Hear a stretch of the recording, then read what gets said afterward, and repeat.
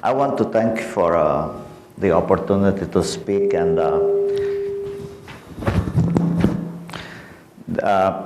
it's obvious that my discussion and what I'm presenting here is much different than what is being presented.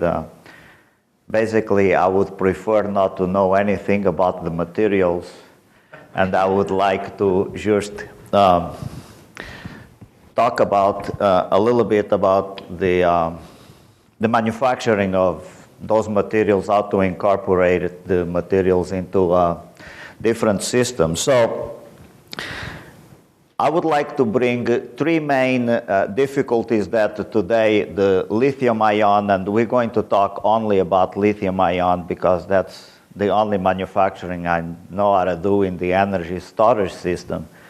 And the three main difficulties that we have in the lithium ion is basically this whole approach that because lithium is mainly made for cars, we should follow the manufacturing techniques and directives that the car industry uses.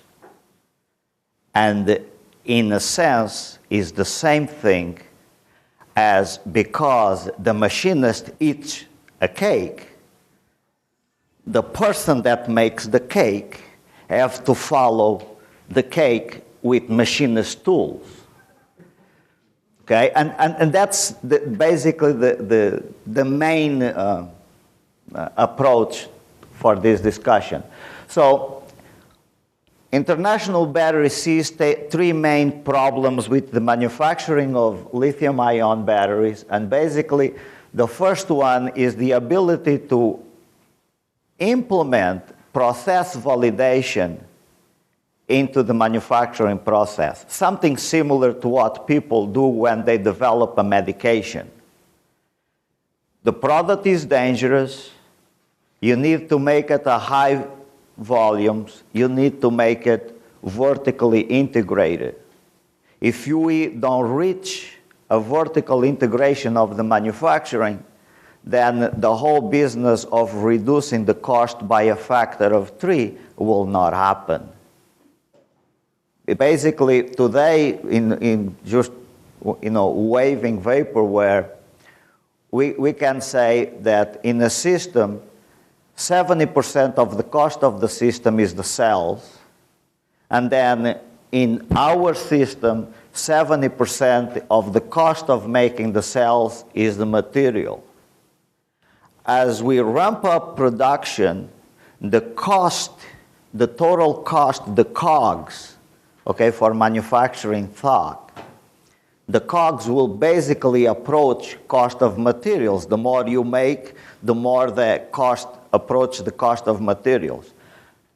I don't think that the cost of materials is going to drop drastically no matter how many lithium batteries we'll make. Therefore, we need to vertically integrate the manufacturing systems so that the margin that we can charge above the cost of materials makes sense.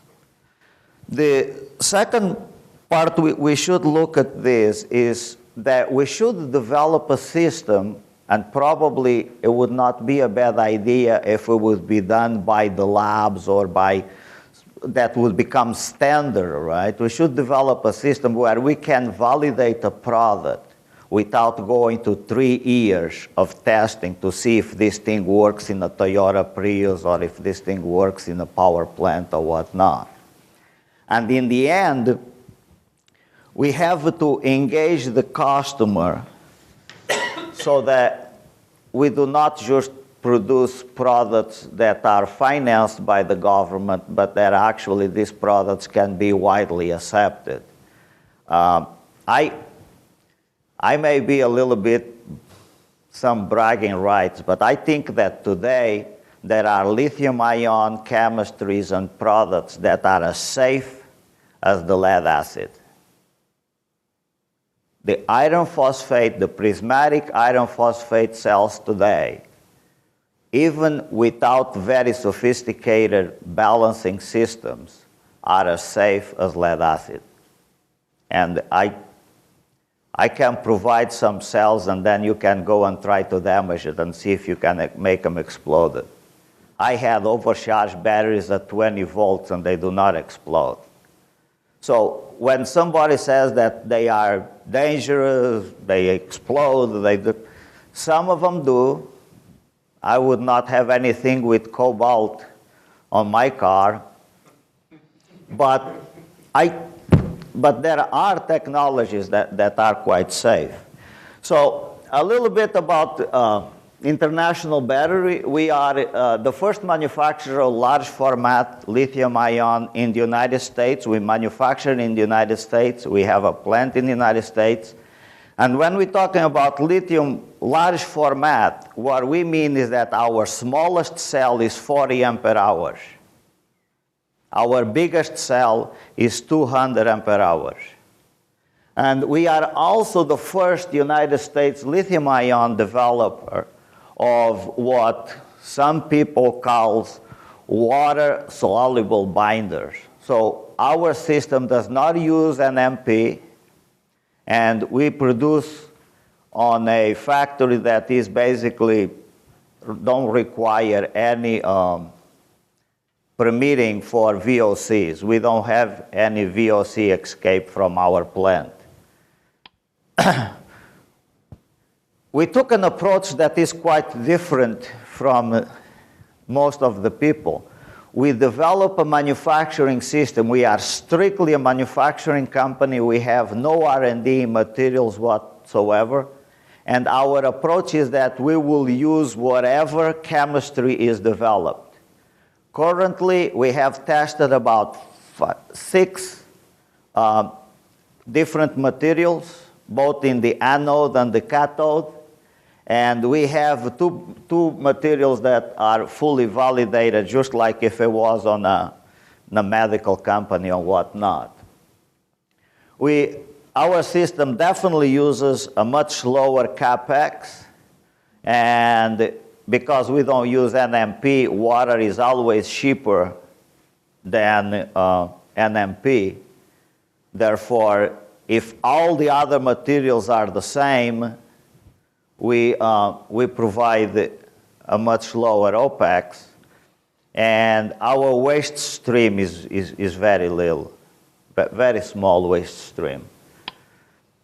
In the markets, just to brag a little bit, we are in 3 main portions of it. We do believe we can compete with the sulfur-sodium battery as long as we stay below 6 megawatts. We provide a completely different solution for the bulk energy storage. I think, and this is Tony speaking, not necessarily International Battery, but I think that in the lithium ion, for us to compete, the business of waiting for cars to start rolling in the street, or in terms of waiting for the Volt to finish their problems or whatever problems they have or they don't have, I think we should try to penetrate the existing market for energy storage. For example, I'll give you a small view of, and this is Tony's again, the Group 31 market in the lead-acid battery is a $2.1 billion market a year. I don't know if lithium is so good, and we claim that this technology is somewhat advanced and ready, why wouldn't we start making Group 31 cells? And in some aspects, for example, the reclosers on a power station can use Group 31 lithium, and we could compete with the price if we consider cost of ownership and not initial investment. We probably could compete with the lead acid. But we can only do those things if we develop a manufacturing capability that is able to compete with the lead acid. So in the military, we have a couple of programs. We are currently developing this silent watch. We are in TRL-5, and we think we'll exit that here very soon. And in the transportation, basically, we compete in the areas where the vehicle is energy dominant. Buses, anything above 25 kilowatt hours with more than 40 amps, I think we can arrange.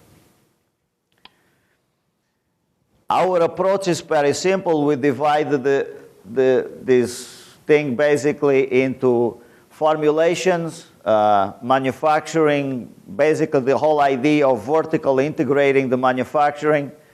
We have to include a huge portion of quality development, the whole business of, I heard here talking today, how does the customer know that a battery will last 5 years or 10 years or whatever under the specific application? So that we have to invest quite a bit of that. And we invest in the whole business of making systems. International Battery would like to be called a company that is a great energy storage systems integrator that also produces good cells.